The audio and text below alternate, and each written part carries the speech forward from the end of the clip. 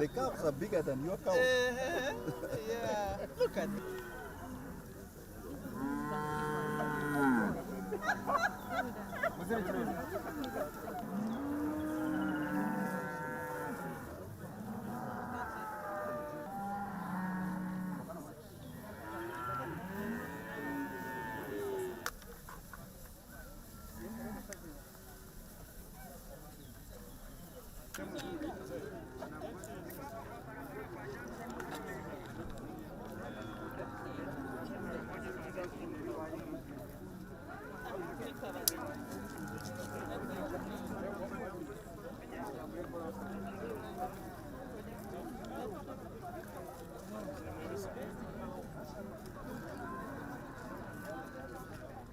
But more importantly, why I wanted you to come, especially the permanent secretaries,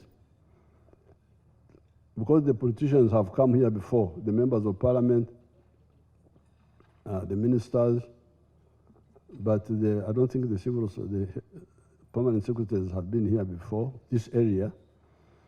Really, the message I want to insist is the issue of wealth creation in the homes.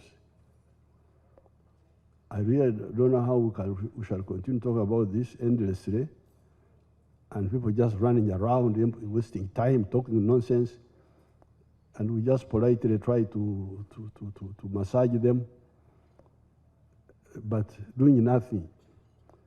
Because if you deal with homestead incomes correctly, you have seen the infrastructure here is very bad. The road is impassable, it's not good. It is remote, very far.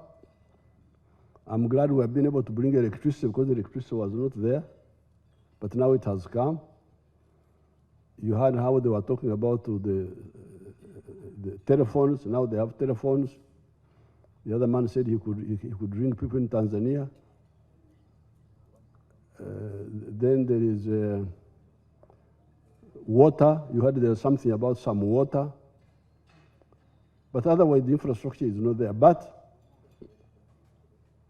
when we started the campaign near Wakitura, because that's really where I did the work, to change the cattle keepers from traditional cattle keeping to commercial, semi-commercial. I did it mainly around Wakitura. So because these are the same fellows, they had that, oh, people in the Rushere area are getting money. So they would come, then they would copy. The only thing I did here was I gave a bull, a Frisian bull, from my farm, from Wakitura, to the father of the other boy whom they were saying he was chairman, the one who spoke. Just a bull. And when he came and the bulls, everybody copied. They did it on their own. The only thing was the example. So now, of course, they have moved, but they still have a long way. You can see these are potentially very rich people, but they are still underutilizing the land by the free range method. We are now trying to move them free range to the Nyakana model, where you don't do free range, you do intensive farming. If they do that, there will be, Uganda will totally change. There will be billionaires. So this is the message I want us to get. All these things you keep talking about, doing this one, really are off the point.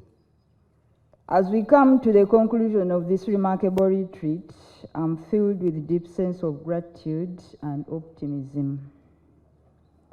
Over the past few days, we've been engaged in a meaningful discussions.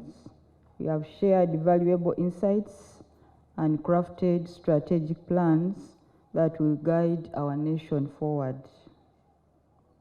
First and foremost, I would like to extend my heartfelt thanks to you, Your Excellency Museveni, for your support, guidance, and presence at this retreat.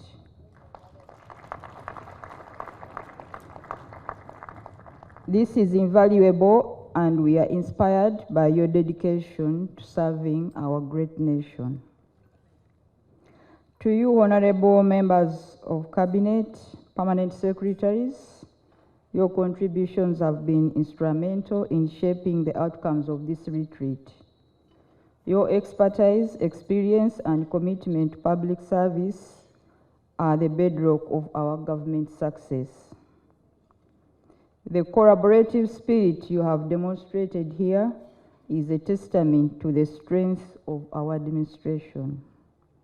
Do appreciate the keynote address and guidance of His Excellency General H.E Museveni, President of the Republic of Uganda, Chairman of the National Resistance Movement, which centered on the fight against corruption, reflective of the mass approach to embracing the money economy, with emphasis on value addition, commercial agriculture, manufacturing and industry, services and ICT, and his call for all the public service leaders to be change agents and lead the work to socio-economic transformation through wealth creation by household.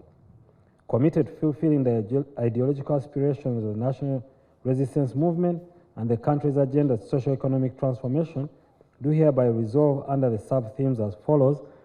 1. Leadership.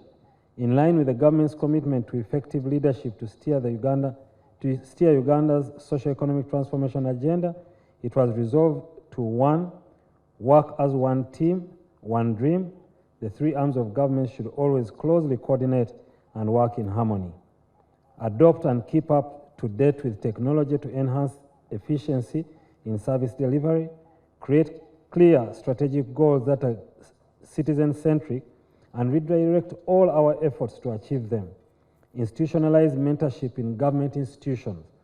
Enforce standards to ensure compliance and conduct regular induction programs before assumption of duty and refresher training courses for ministers and permanent secretaries to enhance leadership capacity. Mindset change, underscoring the relevance of civic competence in the development of a country, it was resolved to develop and promote a set of national values to drive socio-economic transformation of our country. Strengthen the succession planning regime through promotion of intergenerational mentoring in all institutions of government.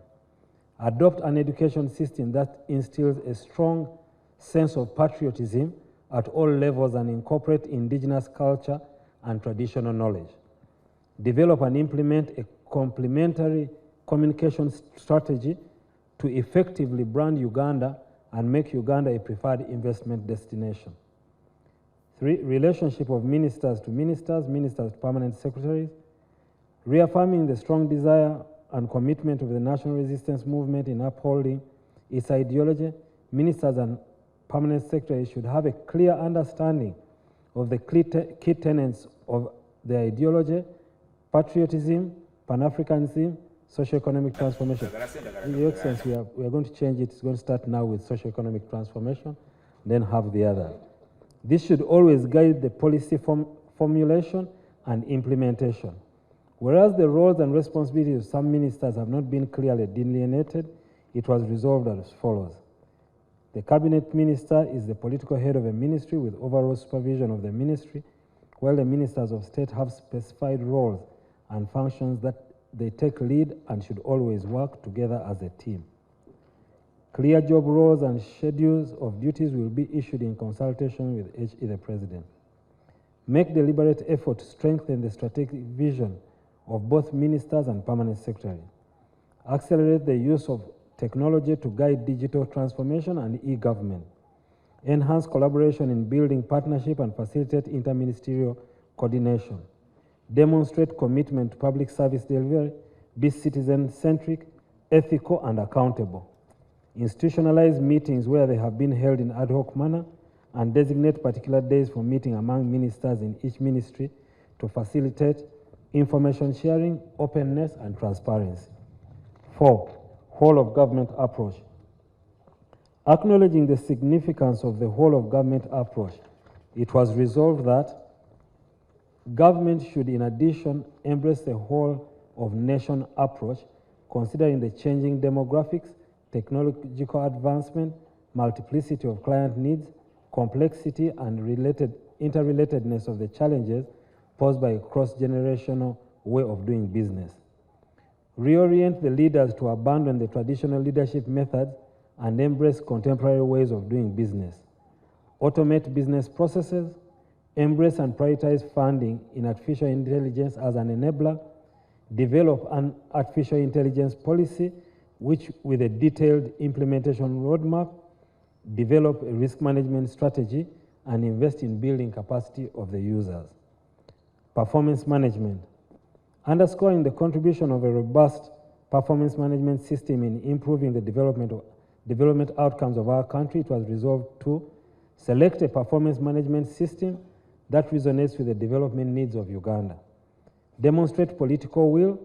Government should make deliberate effort to invest in managing performance of public officers. Strengthen the reward and sanction regime. Harmonize pay in public service and invest in strengthening systems and institutions that are responsive to service delivery.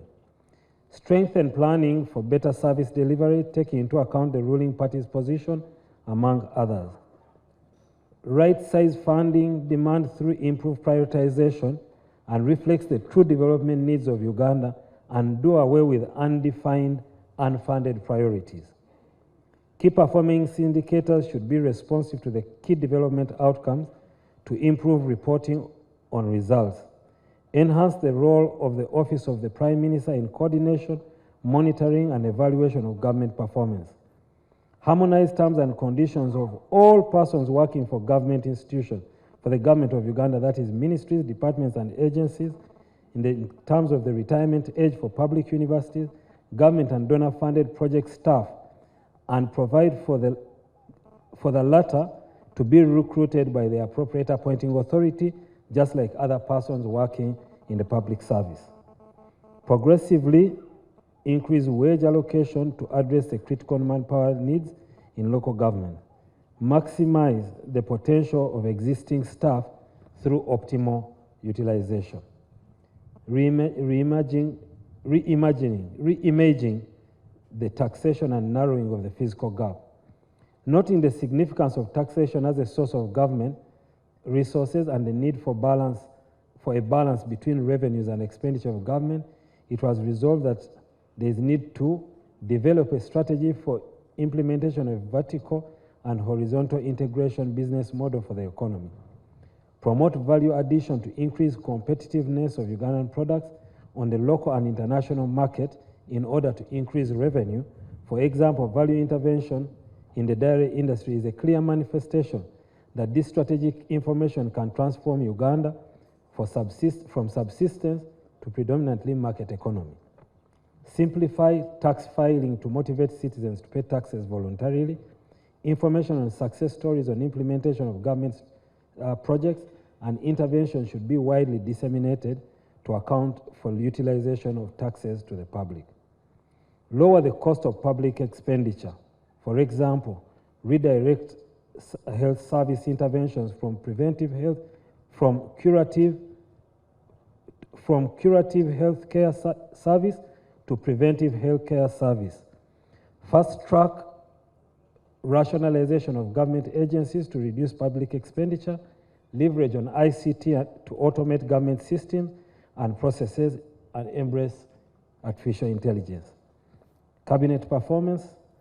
Cognizant of the role of cabinet in determining and formulating and implementing the policy of government as provided for under the Constitution, the effectiveness and efficiency in conducting cabinet business is of paramount importance and was therefore resolved as follows.